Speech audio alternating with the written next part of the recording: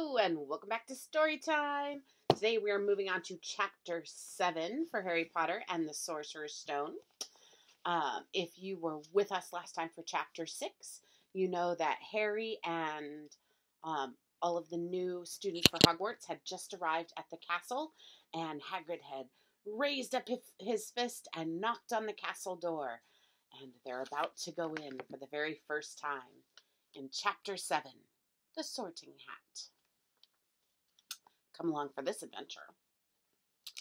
The door swung open at once. A tall, black-haired witch in emerald green robes stood there. She had a very stern face, and Harry's first thought that this was not someone to cross. "The first years, Professor McGonagall," said Hagrid. "Thank you, Hagrid. I will take them from here."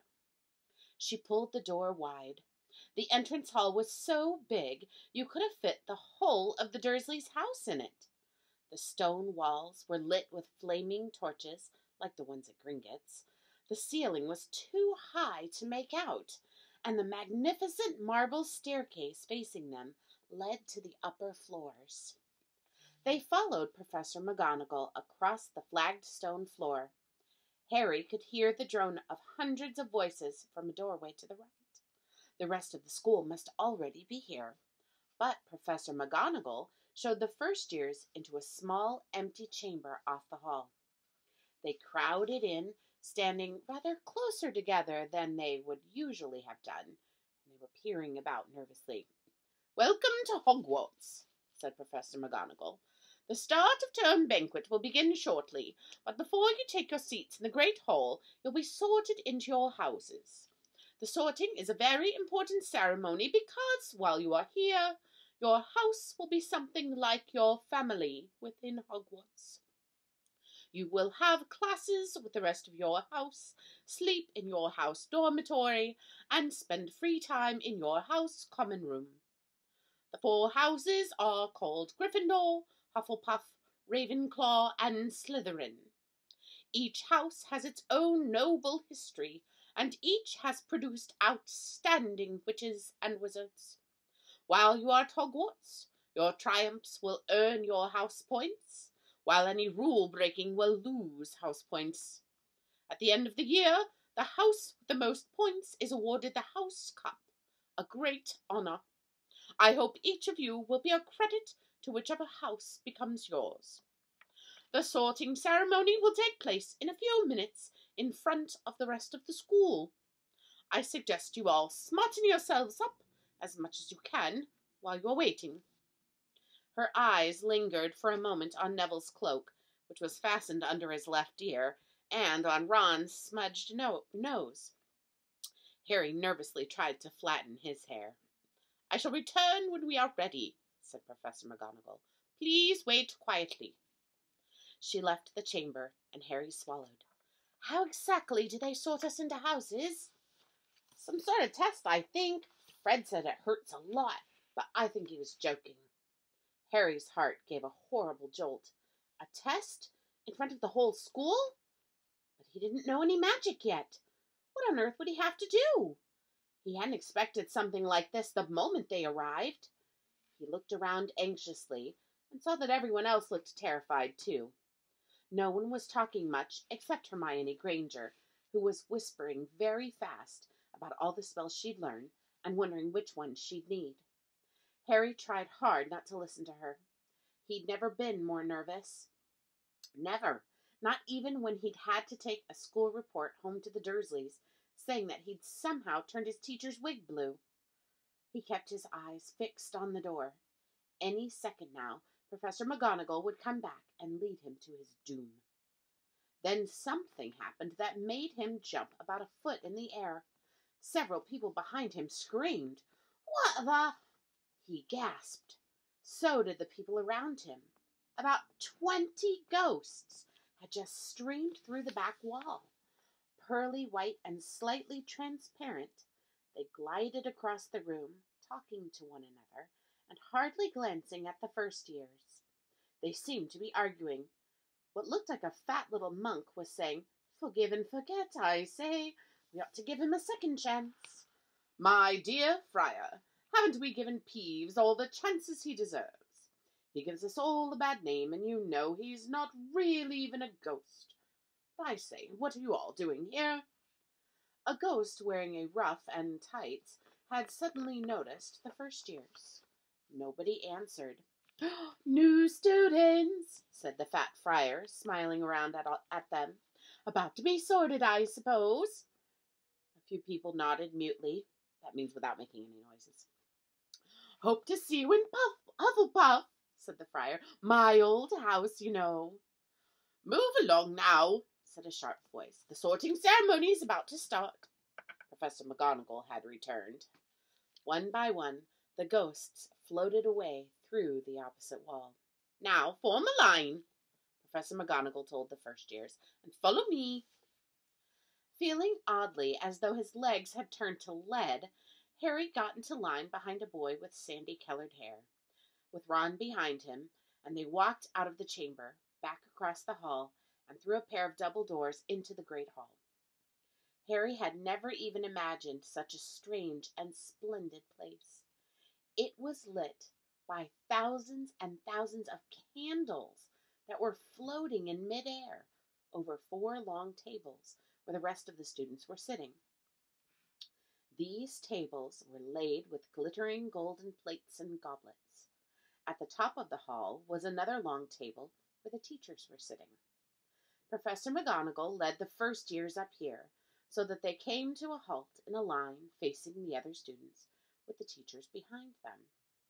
The hundreds of faces staring at them looked like pale lanterns in the flickering candlelight. Dotted here and there among the students, the ghosts shone misty silver. Mainly to avoid all the staring eyes, Harry looked upward and saw a velvety black ceiling dotted with stars. He heard Hermione whisper, "It's bewitched to look like the sky outside. I read about it in Hogwarts history." It was hard to believe there was a ceiling there at all, and that the great hall didn't simply open onto the heavens. Harry quickly looked down again as Professor McGonagall silently placed a 4-legged stool in front of the first years. On top of the stool, she put a pointed wizard's hat. This hat was patched and frayed and extremely dirty. Aunt Petunia wouldn't have let it in the house. Maybe they had to try and get a rabbit out of it, Harry thought wildly. That seemed the sort of thing. Noticing that everyone in the hall was now staring at the hat, he stared at it too. For a few seconds, there was complete silence. Then the hat twitched. A rip near the brim of the hat opened wide like a mouth, and the hat began to sing. "Oh, you may not think I'm pretty, but don't judge on what you see. I'll eat myself if you can find a smarter hat than me. You can keep your bowlers black, your top hat sleek and tall, for I'm the Hogwarts sorting hat, and I can cap them all. There's nothing hidden in your head the sorting hat can't see. So try me on and I will tell you where you ought to be.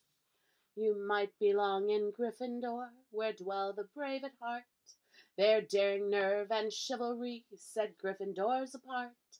You might belong in Hufflepuff, where they are just and loyal.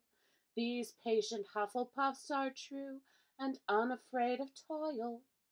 Or yet in wise old Ravenclaw, if you've a ready mind, where those of wit and learning will always find their kind. Or perhaps in Slytherin you'll make your real friends. Those cunning folk use any means to achieve their ends. So put me on, don't be afraid, and don't get in a flap. You're in safe hands, though I have none, for I'm a thinking cap." The whole hall burst into applause as the hat finished its song. It bowed to each of the 4 tables and then became quite still again. "So you've just got to try on the hat?" Ron whispered to Harry. "I'll kill Fred. He was going on about wrestling a troll." Harry smiled weakly. Yes, trying on the hat was a lot better than having to do a spell, but he did wish they could have tried it on without everyone watching. The hat seemed to be asking rather a lot. Harry didn't feel brave or quick-witted or any of it at the moment. If only the hat had mentioned a house for people who felt a bit queasy and sick to their stomachs. That would have been the one for him. Professor McGonagall now stepped forward, holding a long roll of parchment. When I call your name, you will put on the hat and sit on the stool to be sorted, she said. Abbott, Hannah. A pink-faced girl with blonde pigtails stumbled out of line, put on the hat, which fell right down over her eyes, and sat down. A moment's pause. Hufflepuff! Shouted the hat. The table on the right cheered and clapped as Hannah went to sit down at the Hufflepuff table. Harry saw the ghost of the fat friar waving merrily at her. Bones, Susan! Hufflepuff! Shouted the hat again, and Susan scuttled off to sit next to Hannah. Boot, Terry! Ravenclaw! The table second from the left clapped this time. Several Ravenclaws stood up to shake hands with Terry as he joined them. Brocklehurst, Mandy, went to Ravenclaw too, but Brown, Lavender became the first new Gryffindor, and the table on the far left exploded with cheers. Harry could see Ron's twin brothers catcalling. Bulstrode, Millicent, then became a Slytherin. Perhaps it was Harry's imagination after all he'd heard about Slytherin, but he thought they looked like a rather unpleasant lot. He was starting to feel definitely sick now. He remembered being picked for teams during gym at his old school. He had always been last to be chosen, not because he was no good, but because no one wanted Dudley to think they liked him. Finch Fletchley, Justin! Hufflepuff! Sometimes, Harry noticed, the hat shouted out the house at once, but at others it took a little while to decide. Finnegan, Seamus, the sandy-haired boy next to Harry in the line, sat on the stool for almost a whole minute before the hat decided that he was a Gryffindor. Granger, Hermione. Hermione almost ran to the stool and jammed the hat eagerly on her head. Gryffindor, shouted the hat. Ron groaned. A horrible thought struck Harry, as horrible thoughts always do when you're very nervous. What if he wasn't chosen at all? What if he just sat there with the hat over his eyes for ages, until Professor McGonagall jerked it off his head and said there had obviously been a mistake and he'd better get back on the train? When Neville Longbottom, the boy who kept losing his toad, was called, he fell over on his way to the stool. The hat took a long time to decide with Neville. When it finally shouted, Gryffindor! Neville ran off, still wearing it, and had to jog back amid gales of laughter to give it to McDougal Morag. Malfoy swaggered forward when his name was called and got his wish at once. The hat had barely touched his head when it screamed, Slytherin! Malfoy went to join his friends Crabbe and Goyle, looking pleased with himself. There weren't many people left now. Moon, Not, Parkinson, and then a pair of twins, Patil and Patil, then Perks, Sally Ann, and then at last, Potter, Harry. As Harry stepped forward, whispers suddenly broke out like little hissing fires all over the hall. Potter? Did she say Potter? That Potter? The Harry Potter? The last thing Harry saw before the hat dropped over his eyes was the hall full of people craning to get a good look at him. Next second, he was looking at the black inside of the hat. He waited. Said a small voice in his ear. Difficult. Very difficult. Plenty of courage, I see. Not a bad mind, either. There's talent. Oh, my goodness, yes. A nice thirst to prove yourself. Now, that's interesting. So where shall I put you? Harry gripped the edges of the stool and thought, Not Slytherin, not Slytherin. Not Slytherin, eh? Said the small voice. Are you sure? You could be great, you know. It's all here in your head, and Slytherin will help you on the way to greatness. No doubt about that. No? Well, if you're sure, better be Gryffindor! Harry heard the hat shout the last word to the whole hall. He took off the hat and walked shakily toward the Gryffindor table. He was so relieved to have been chosen and not put in Slytherin. He hardly noticed that he was getting the loudest cheer yet. Percy, the prefect, got up and shook his hand vigorously, while the Weasley twins yelled, We got Potter! We got Potter! Harry sat down opposite the ghost in the ruff that he had seen earlier. The ghost patted his arm, giving Harry the sudden horrible feeling that he'd just plunged his arm into a bucket of ice-cold water.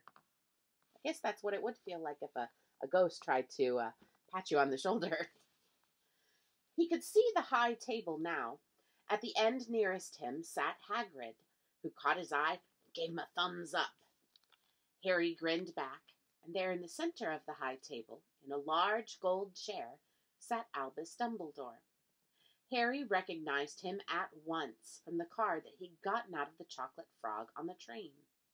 Dumbledore's silver hair was the only thing in the whole hall that shone as brightly as the ghost's.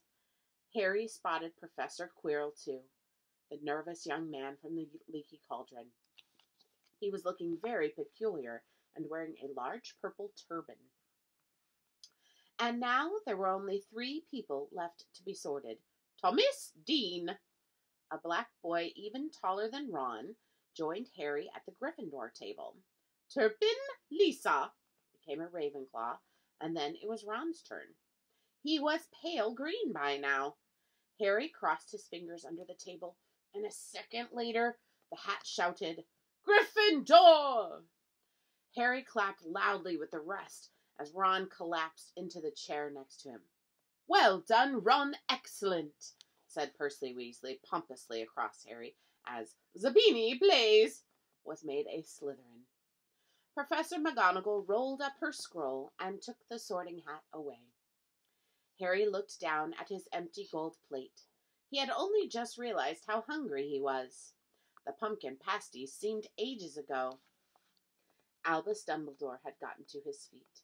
He was beaming at the students, his arms opened wide, as if nothing could have pleased him more than to see them all there. Welcome, he said. Welcome to a new year at Hogwarts. Before we begin our banquet, I would like to say a few words, and here they are. Nitwit, blubber, oddment, tweak. Thank you. And he sat back down. Everybody clapped and cheered. Harry didn't know whether he was supposed to laugh or not. Is he a bit mad? He asked Percy uncertainly. Mad? Said Percy airily. He's a genius. Best wizard in the world. But he is a bit mad, yes. Potatoes, Harry? Harry's mouth fell open. The dishes in front of him were now piled with food. He had never seen so many things he liked to eat on one table. Roast beef, roast chicken, pork chops, lamb chops, sausages, bacon and steak, boiled potatoes, roast potatoes, fries, Yorkshire pudding, peas, carrots, gravy, ketchup, and for some strange reason, peppermint humbugs. The Dursleys had never exactly starved Harry, but he'd never been allowed to eat as much as he liked. Dudley had always taken anything that Harry really wanted, even if it made him sick. Harry piled his plate with a bit of everything, except the peppermints, and began to eat. It was all delicious. That does look good, said the ghost in the ruff sadly, watching Harry cut up his steak. Can't you? I haven't eaten for nearly 400 years, said the ghost. I don't need to, of course, but one does miss it. I don't think I've introduced myself. Sir Nicholas de Mimsy Porpington, at your service, resident ghost of Gryffindor Tower. I know who you are, said Ron suddenly. My brothers told me about you. You're Nearly Headless Nick. I would prefer if you call me Sir Nicholas de Mimsy, the ghost began stiffly, but sandy-haired Seamus Finnegan interrupted. Nearly headless? How can he be nearly headless? Sir Nicholas looked extremely miffed, as if their little chat wasn't going at all the way he wanted. Like this, he said irritably, and he seized his left ear and pulled. His whole head swung off his neck and fell onto his shoulders, as if it were a door hinge. Someone had obviously tried to behead him, but not done it properly. Looking pleased at the stunned looks on their faces, Nearly Headless Nick flipped his head back onto his neck, coughed, and said, So, new Gryffindors, I hope you're going to help us win the house championship this year. Gryffindors have never gone so long without winning. Slytherins have got the cup for 6 years in a row. The bloody Baron's becoming almost unbearable. He's the Slytherin ghost. Harry looked over at the Slytherin table and saw a horrible ghost sitting there. Blank, staring eyes, a gaunt face, and robes that were stained with silver blood. He was sitting right next to Malfoy. Harry was pleased to see, he was pleased to see that Malfoy didn't seem too pleased with the seating arrangements. How'd he get covered in blood? Asked Seamus with great interest. I've never asked, said Nearly Headless Nick delicately. When everyone had eaten as much as they could, the remains of the food faded from the plates, leaving them sparkling clean as before. A moment later, the desserts appeared. Blocks of ice cream in every flavor you could think of. Apple pies, treacle tarts, chocolate eclairs and jam donuts, trifle, strawberries, jello, rice pudding. As Harry helped himself to a treacle tart, the talk turned to their families. I'm half and half, said Seamus. Me dad's a muggle. Mom didn't tell him she was a witch till after they were married. Bit of a nasty shock for him. The others laughed. What about you, Neville? Said Ron. Well, me gran brought me up and she's a witch, said Neville. But the family thought I was all muggle for ages. My great-uncle Algie kept trying to catch me off my guard and force some magic out of me. He pushed me off the end of Blackpool Pier once. I nearly drowned. But nothing happened until I was 8. Great-uncle Algie came round for dinner and he was hanging me out of an upstairs window by the ankles when my great-auntie Enid offered him a meringue and he accidentally let go. But I bounced all the way down the garden and into the road. They were all really pleased. Gran was crying, she was so happy, and you should have seen their faces when I got in there. When I got in here. They thought I might not be magic enough to come, you see. Great-uncle Algie was so pleased, he bought me my toad.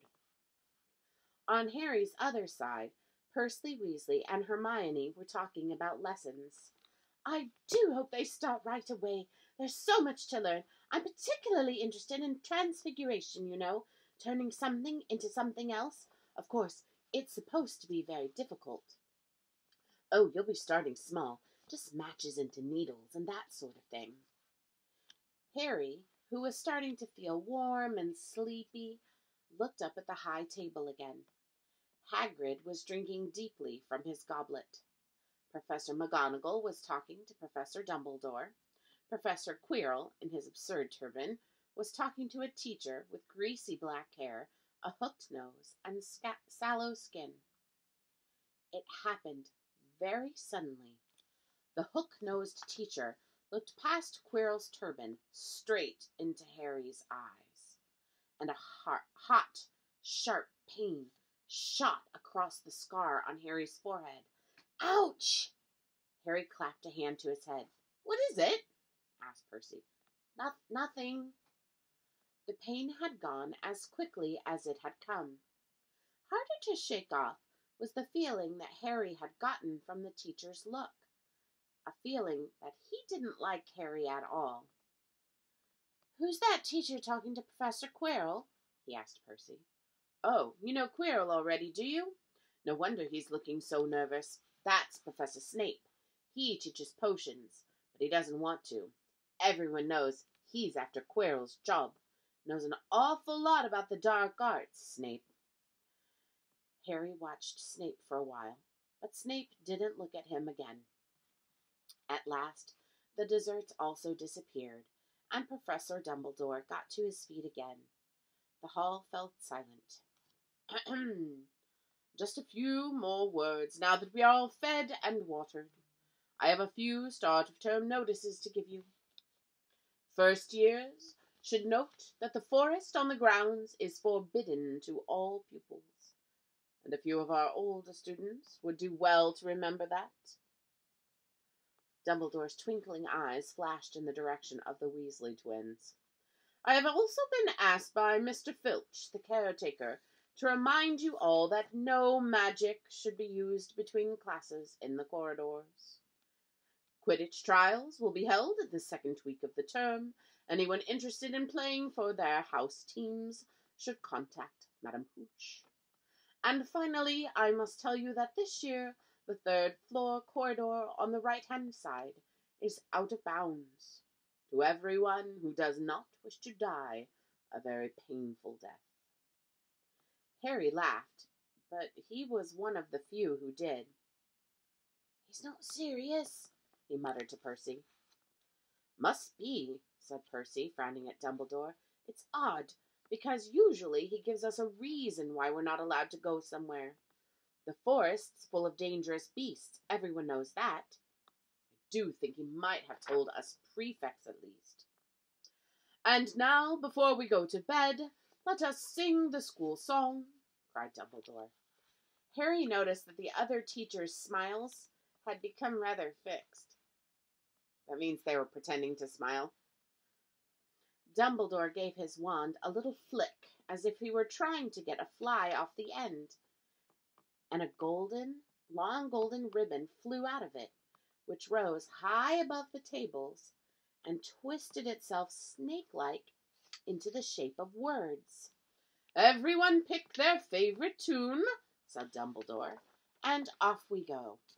And the school bellowed. "Hogwarts, Hogwarts, Hoggy-Worty Hogwarts, teach us something, please.